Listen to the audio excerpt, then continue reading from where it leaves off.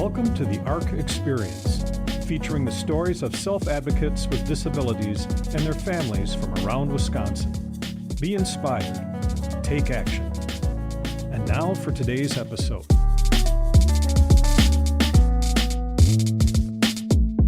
Hello, and welcome to the ARC Experience podcast. I am your host, Lisa Pugh with the ARC Wisconsin, and we have a really special episode today. We're talking with Derek Smith.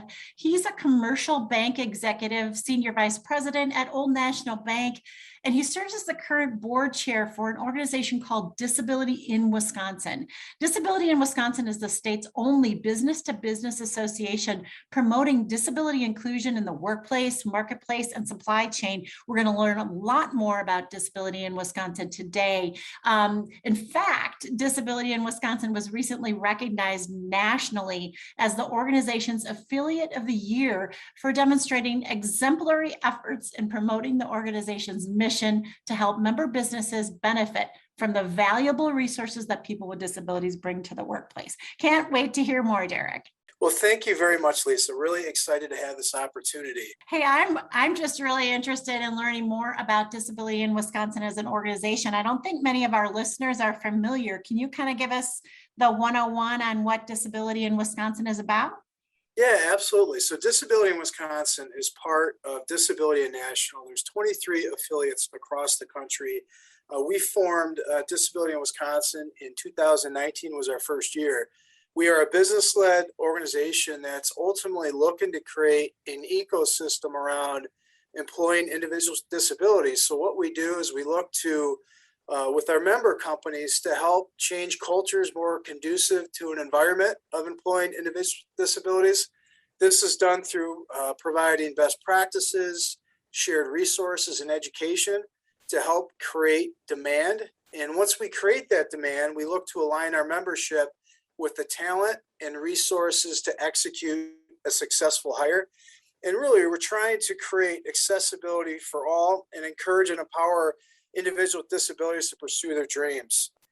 So, Derek, when a corporation, a business comes to the DisabilityIN Wisconsin table, what sort of problem are they typically trying to solve, and how do you get them engaged in activity that has value for them? Yeah, it's different for every organization's success. So what we try to do is understand, what does success look like to them? What are they looking to accomplish? And we may align them with another member who's been there, done that, farther along in the journey, or a member that's at a similar stage. One thing we've done that we're very excited about is we've kind of created an active feedback loop amongst our membership, where we have monthly meetings based on a certain topic that shifts per meeting, where we have leadership from talent acquisition, HR, and their employee resource group to share best practices, stories of what worked, what hasn't. And there's a lot of inherent value there. So it's really, and we're creating structure in a database around what that looks like as we streamline the onboarding of new members and try to tie back our content and our resources to what success looks like for them. Sure. So that makes a lot of sense, and probably can move a member business forward that much more quickly when like you say, they're being mentored by someone who's already tackled that particular issue. I'm assuming, would an example of that be somebody who struggled with onboarding, or somebody who struggled with applications or things like that, like kind of the practical day-to-day of this issue? I'd say the consistent theme is there's just not enough talent out there. Organizations are having a hard time finding the right people, which is why we're focused on cultivating those talent pipelines through collaborations with tech schools, universities, community partnerships to bolster that talent base. And then the other piece is educating hiring managers in on-site mentorship.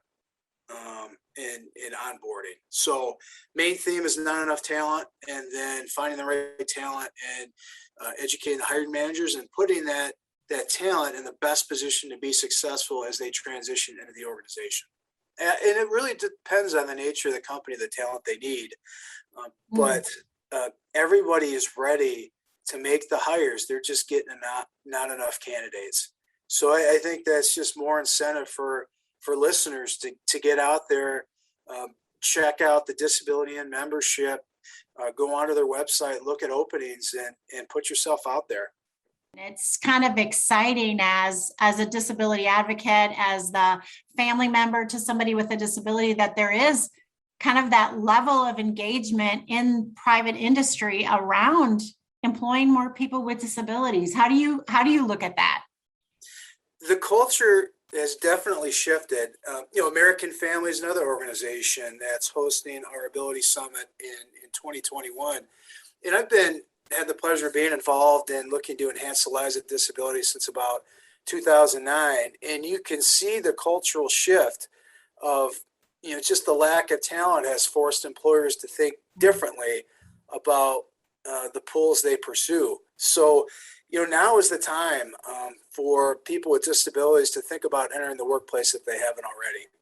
Sure. So, thinking about about Old National Bank and some of the other members who are supporting the work of disability in Wisconsin, what's their motivation? Like, what are some of their reasons for being interested in kind of sitting at the table and learning how to do this better? Mm-hmm. Well, I think the main driver, it's just the lack of talent in the market. Mm-hmm.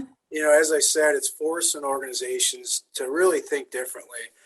I think organizations are also understanding that, the cost of accommodations is more than outweighed by the return of getting a quality employee. Also, federal contractors, they're regulated to have a population of at least 7% of individuals with disabilities.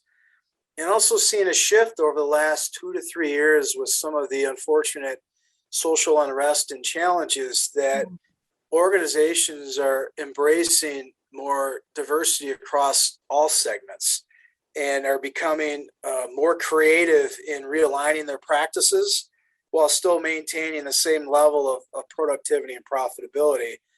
And then at the end of the day, it just makes good business sense. It's the right thing to do, and people ultimately want to work for and do business with people that have a workforce inclusive of those with disabilities.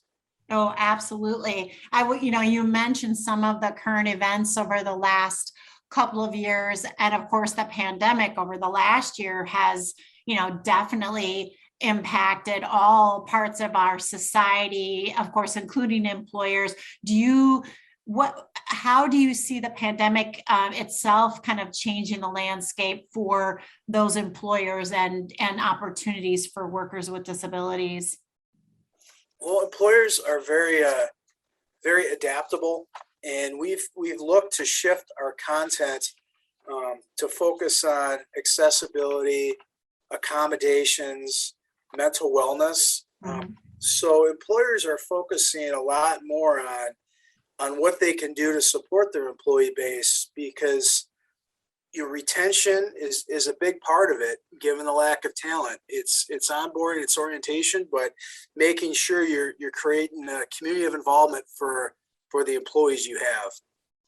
Sure. This is all really exciting stuff to hear about these changes and the buy-in from Wisconsin employers. We're going to talk more about that and about DisabilityIN Wisconsin's recent award when we come back after a word from our sponsors. This podcast episode has been brought to you by Old National Bank.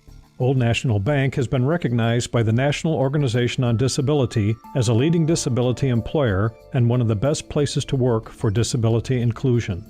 Old National, fostering a welcoming workplace where people of all abilities, backgrounds, and skills can work together to accomplish great things.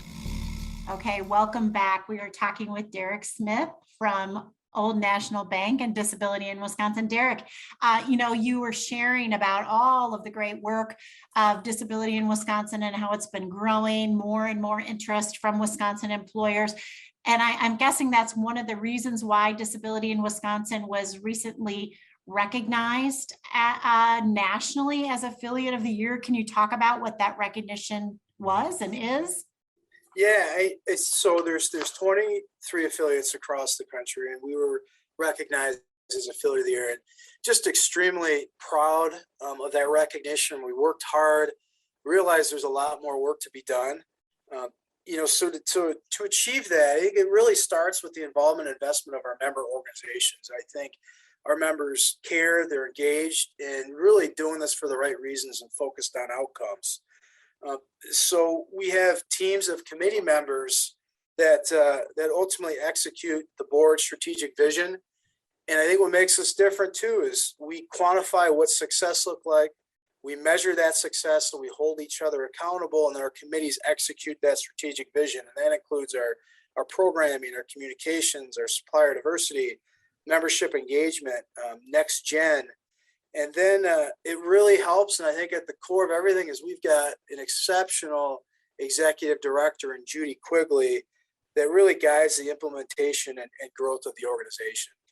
Sure. So I'm guessing that you see a really bright future for disability in Wisconsin, and, kind of more employers hearing about it and wanting to get engaged. What do you see in the next 5 years? Yeah, we're extremely excited about the future. And really, it's about getting people hired, getting people with disabilities in the workforce. So moving forward, we're going to continue and increase our presence and network throughout the state. And the focus is going to be on expanding operations with an emphasis on building out the talent pipeline through our Next Gen program, and helping employers build partnerships, identify workplace barriers, evaluate job descriptions, review recruiting and hiring practices, developing successful orientation and retention programs. So that's going to be the focus going into 2022 and beyond. We talked about how this is an environment of opportunity for people with disabilities who want to work, maybe people who've been interested, but they, had a discouraging experience with an employer before, or didn't know how to get the accommodations they needed. What's your best advice to a worker with a disability, or maybe a family member who would like to support their loved one with a disability to kind of enter the employment arena? Yeah, I think at the core of everything and what we're trying to do is to get employers to focus on skills and abilities of the candidate and align those with the job description. So I would think about, who are those employers that have embraced disability inclusion, and you can look at the members of Disability in Wisconsin. Additionally, DisabilityIN National, there's a CEO pledge. I believe it's 60 plus companies, large organizations that embrace disability inclusion. And I would look to those companies as a starting point. So start there and say, these are companies in Wisconsin or elsewhere who are really committed to hiring people like me. And so I guess that's kind of like your warm lead, right? Absolutely. And there's a lot of resources, and you can connect directly with our executive director too. And there's a lot of community organizations that cultivate talent, that have strategic partnerships with our employers. And that's a lot of what we're trying to cultivate to drive more outcomes, is understand the skills needed by our member companies and align them with the right community partnership to foster those successes. Sounds like more and more good things to come. So we have to keep our eye on disability in Wisconsin. We're always looking for individuals to get involved on our committees from a volunteer perspective. We can help align talent with the right organization. We can get them in our network from a pipeline perspective. So there's a lot of different things that we can do to help some of your listeners out. Okay, well, I'll make sure I have all those links in the show notes for people to get connected and learn more, figure out where they can fit in. Hopefully we have some businesses listening as well. Maybe we'll get some more members for Disability in Wisconsin. So do you have any final thoughts on this topic, Derek? Yeah. And I overlooked mentioning this earlier. I really want to highlight our charter membership briefly. These are organizations that have the highest level of commitment. It's Associated Bank, Wrangham Consultants, Frederick Medical College of Wisconsin, our newest charter member, Fiserv Inc., American Family Insurance, who's hosting our 2021 Ability Summit, Old National Bank, Kalahari Resorts and Conventions, CUNA Mutual Group, University of Wisconsin Whitewater, and Advocate Aurora Health. Well, it's really good to make note. Those are some of our most committed employers in Wisconsin, I'm guessing, is what you're saying. Yeah, and Wisconsin is a great state and region for disability inclusion. There are a lot of quality organizations at the table that are looking to diversify their talent base.